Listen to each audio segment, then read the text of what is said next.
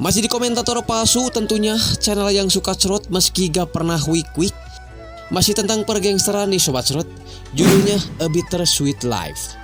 Mengisahkan tentang seorang gangster yang tangguh, kuat, gagah perkasa, tapi lemah ketika menghadapi cewek cantik sehingga dia harus menjadi buronan sang bos gangster. Secantik apakah perempuan itu sehingga seorang gangster aja sampai kelepak-kelepak terhadapnya? Mirip Bunda Inul kah? Atau Uut Permatasari? Daripada tebak-tebakan, mending kita langsung aja ke alur cerita filmnya. Let's get it cerot.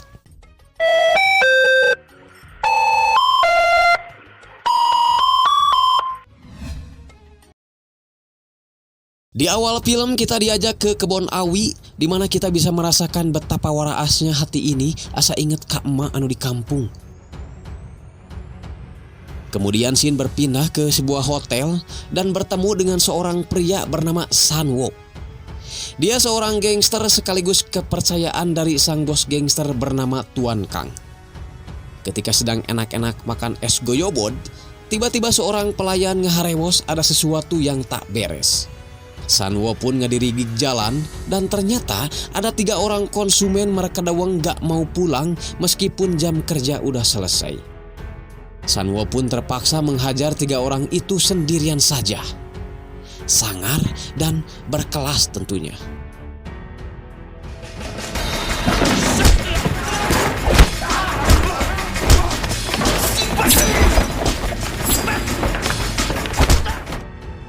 Atas kinerjanya itu, Sanwo pun dapat apresiasi dari sang bos yaitu Tuan Kang.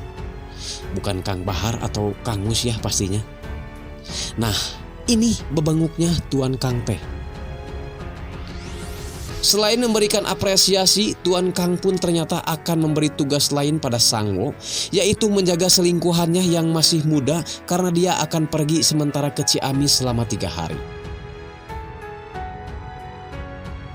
Sanwo langsung menjalankan tugasnya dengan pergi ke rumah cewek itu sambil membawa sebuah kado titipan Tuan Kang. Sambil curi-curi pandang, Sanwo pun melihat si Heso membuka kado itu yang ternyata isinya adalah sebuah lampu cempor.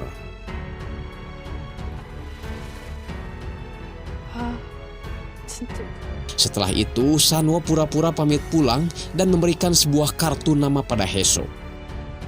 Heso ternyata punya teman pria dan Sanwo bertugas memata-matainya kemanapun mereka pergi. Awas, kalau main cerot-cerotan tak laporin ke Tuan Kang baru nyahos ya.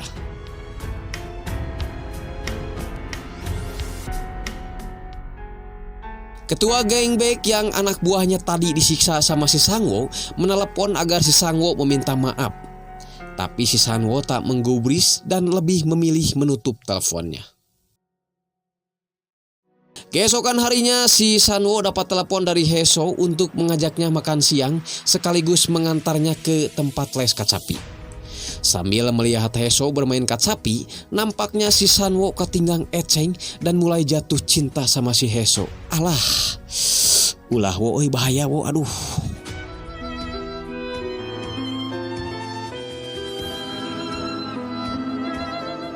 Pas selesai les kecapi, si Heso malah dijemput sama teman cowoknya. Itu membuat si Sanwo harus puas kembali jadi seorang detektif. Sesampainya di rumah, Heso juga nampak mengetahui bahwa dia sedang diikuti. Setelah Sanwo pergi, Heso langsung menelepon kekasihnya untuk kembali ke rumahnya. Sanwo yang lagi dalam perjalanan pulang hampir ditabrak oleh salah satu mobil dan mobil itu nampak gak asing buat Sanwo. Sanwo pun kembali ke rumah Heso dan benar saja teman si Heso balik lagi ke rumah. Sanwo pun memperogoki mereka berdua di dalam rumah dan tanpa banyak bacot lagi, Sanwo langsung menghajar laki-laki itu. Pas mau digebuk sama tiang lampu, Heso malah menghalanginya. Atas kejadian itu, Sanwo berniat memberitahu Tuan Kang. Namun karena kasihan sama Heso, Sanwo pun bedok dan menutup kembali teleponnya. Sanwo hanya menyuruh mereka agar tidak bertemu satu sama lain lagi. Itu membuat si Heso marah sama si Sanwo. Goblok ya, padahal udah diselamatin malah marah. Dasar tidak ada akhlak Sanwo pun akhirnya pulang. Tapi di tengah perjalanan, masalah Sanwo belum selesai. Dia diganggu oleh dua preman jalanan yang lagi mabok tuak. Kaca mobilnya diburak dan itu membuat Sanwo marah dan mengejar mereka.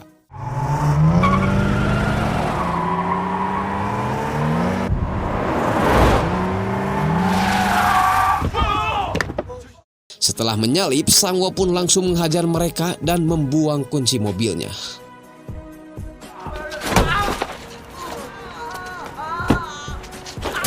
Tiis jeung sadis, gangster atuh dilawan Arisia.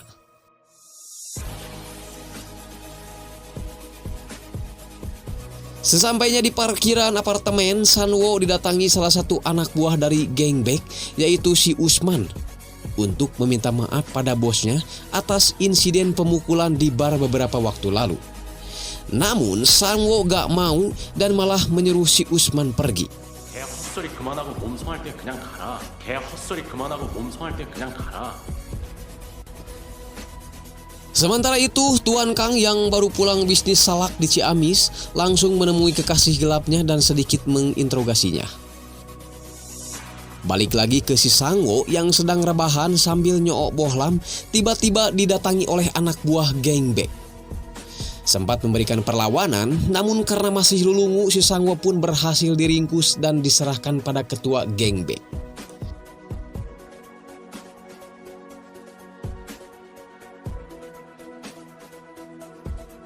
Si Sanwo selamat dari ancaman pembunuhan setelah bos gangster Tuan Kang memberikan uang penebusan kepada geng Bek.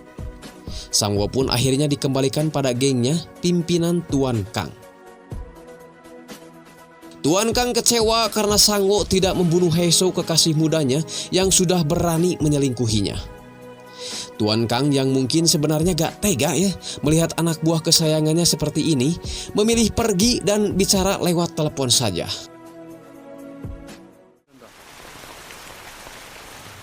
뭐 때문에 그런 실수를 한 거야? 만나지 않겠다는 약속만 지켜준다면.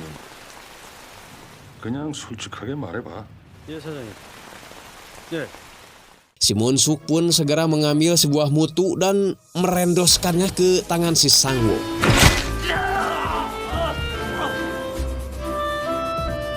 Tak cukup sampai di situ, Monsuk pun yang emang suka sirik sama si Sanwo mencoba mengubur Sanwo hidup-hidup. Sadis pisan ya si goreng patut.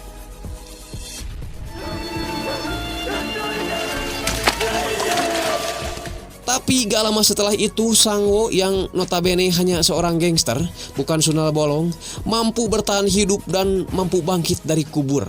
Layaknya film Suketi. Ternyata Monsuk sengaja membuat lubang tidak terlalu dalam agar Sanwo tidak dulu mati sebelum mengakui kesalahannya.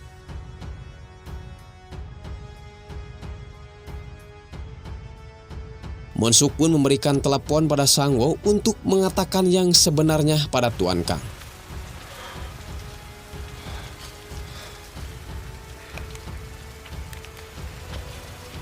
Tapi Sanwo malah mencopot baterai HP-nya dan melemparkannya ke tarang si Monsuk. Pertarungan 1 lawan 1000 pun tak bisa dihindari lagi.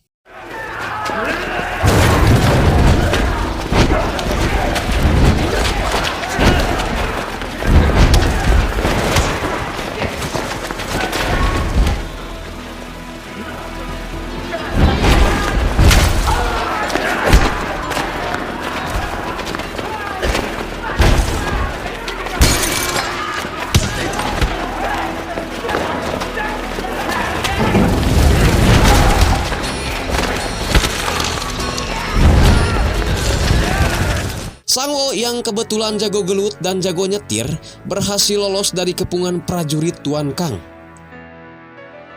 Kabar lolosnya Sangwo membuat ketua Kang bedok modal dan malah kacugak beling. Sangwo yang kali ini bukan lagi anak buah Tuan Kang pamit pada salah satu anak buahnya dan sempat mengirim kado pada Heiso.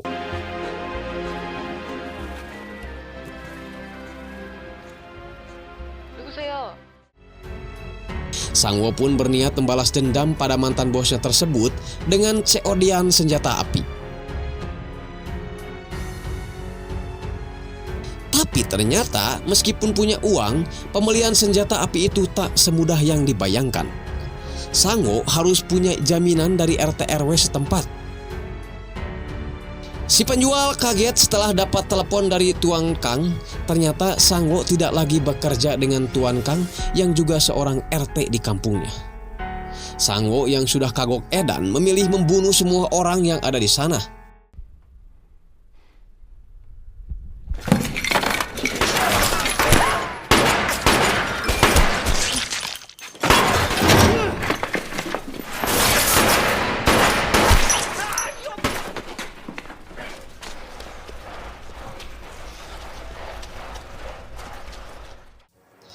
Setelah mengambil senjata, Sangwo pun beraksi dengan mendatangi markas geng Baek. Sementara itu, utusan Tuan Kang baru saja tiba di tukang pistol dan mendapati mereka sudah tewas. Ia pun mengambil sebuah kartu nama milik Sangwo yang tertinggal di sana. Kita kembali ke si Sangwo yang kali ini menemui pimpinan geng Baek. Bos geng Baek yang sudah punya firasat buruk langsung menusukkan pisaunya ke perut si Sangwo beberapa kali. Tapi Sangwo yang memang sudah berbekalan pistol di imah langsung menembakkan pistol itu ke arah bos geng Baek. Dor, Monarsia. Sangwo melanjutkan petualangan dendamnya dengan pergi ke tempat di mana Tuan Kang dan anak buahnya sering berkumpul. Tapi kita pergi dulu ke kado yang diberikan Sangwo buat Heiso dulu ya Sobat Cerot. Yang ternyata sebuah lampu cempor mirip kado yang diberikan Tuan Kang untuk Heiso tempo hari. Kenapa suka sekali sama lampu cempor kamu teh Heiso? Padahal sok lamedong karena banget sih lampu cempor teh, asli aing mah. Kembali ke laptop, Monsuk yang kebelet pengen ke WC malah bertemu dengan malaikat mautnya yaitu Sangwo.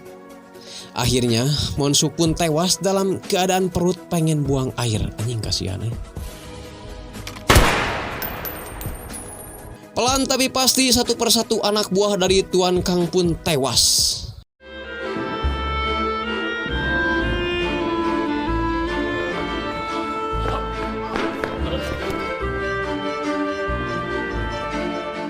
Sampai pada akhirnya Sangwo pun berhadapan dengan mantan bosnya itu. Dengan penuh emosi, dia menanyakan kenapa bosnya mengkhianatinya, padahal selama 7 tahun dia setia kepada bosnya itu. 저 진짜 생각 많이 해봤는데 우리 어떻게 하다 이렇게 된 거죠? 무슨 말이든 gimana? Tanpa ini itu lagi, Sangwo pun akhirnya membunuh mantan bosnya tersebut. Tapi film belum usai Sobat Cerot, karena si Usman dan yang lainnya anak buah dari si gangster Baek mencoba membalas dendam atas kematian bosnya.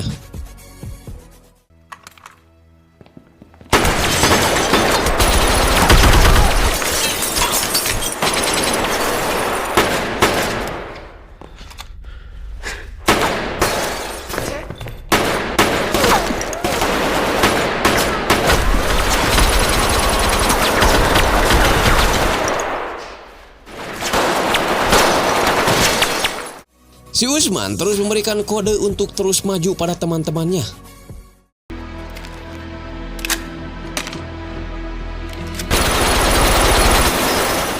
Tapi pas noong di kolong meja, si Usman harus tewas beserta satu teman lainnya. Namun Sangwo yang sedari tadi berperang sendirian harus terkena peluru beberapa kali dari musuhnya yang lain. Di sisi lain, seorang pria datang dengan santainya menembakkan pistolnya pada siapa saja yang ada di hadapannya.